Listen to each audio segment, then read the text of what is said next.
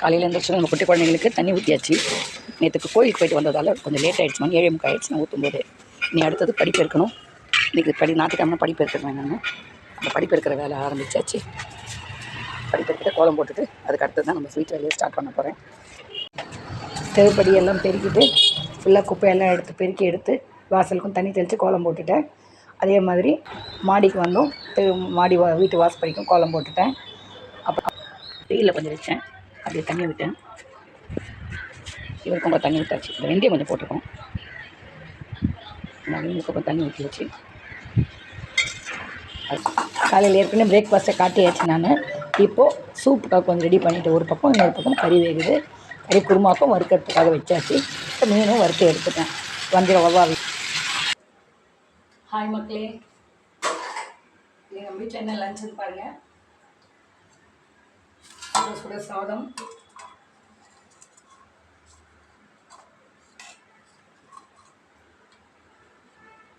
சுட சாதம்,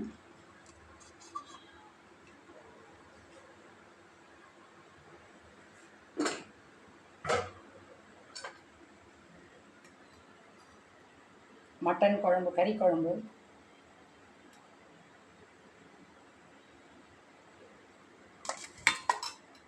மீன் ஃப்ரை.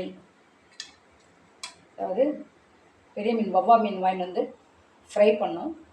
சின்ன பீசஸும் ஒரு 4-5 எடுத்தோம். அதுவும் இருக்குது. இருந்தாலும் பெருசாக பண்ணியிருக்கோன்னு இந்த தடவை கட் பண்ணி கறி உப்பு மிளகாத்தூள்லாம் போட்டு நல்லா ஊறுற மாதிரி பண்ணி போட்டு வறுத்து எடுத்தாச்சு. அப்புறமா மட்டன் ஃப்ரை.